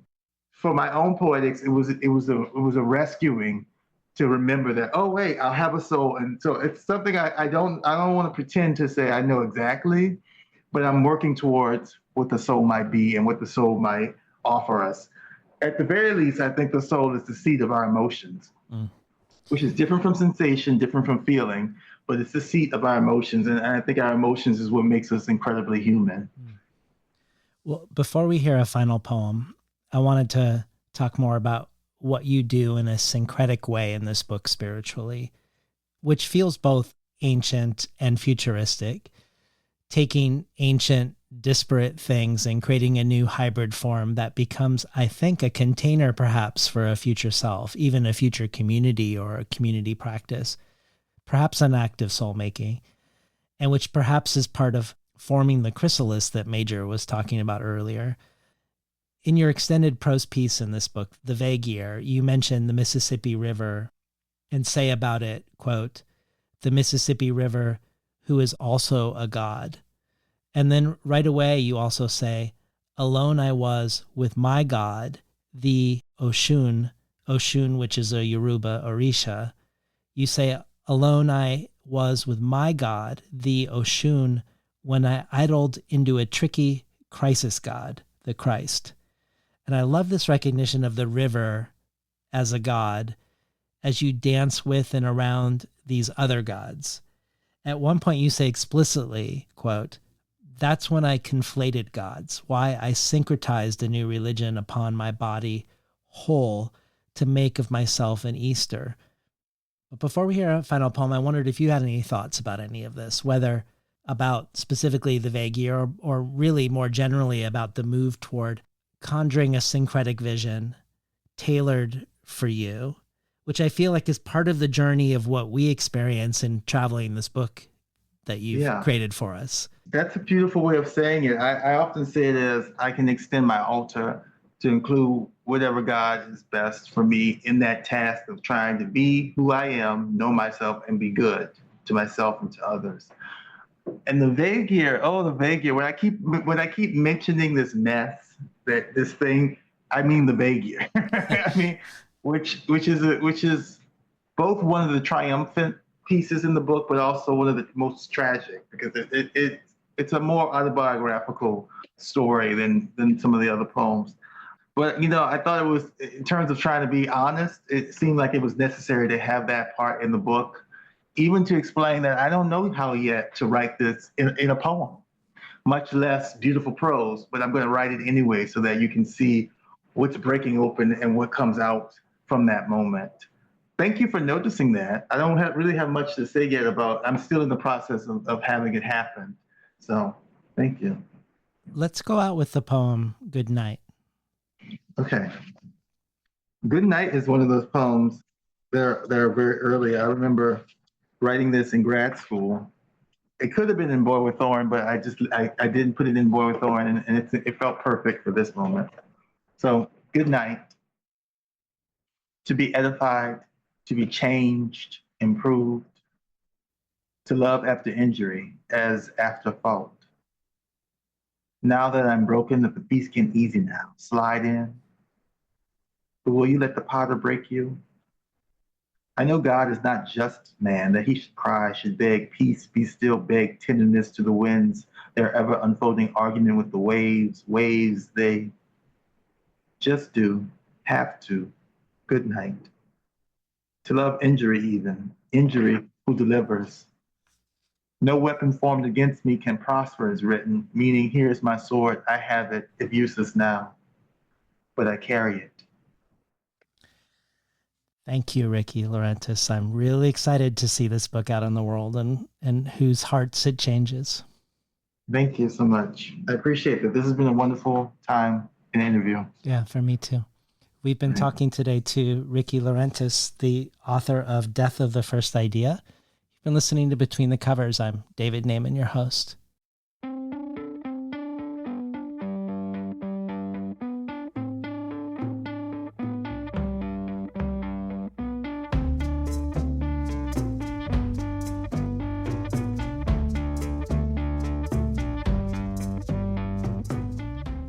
Today's program was recorded at the volunteer-powered, non-commercial, listener-sponsored, full-strength makeshift home office of me, David Naiman.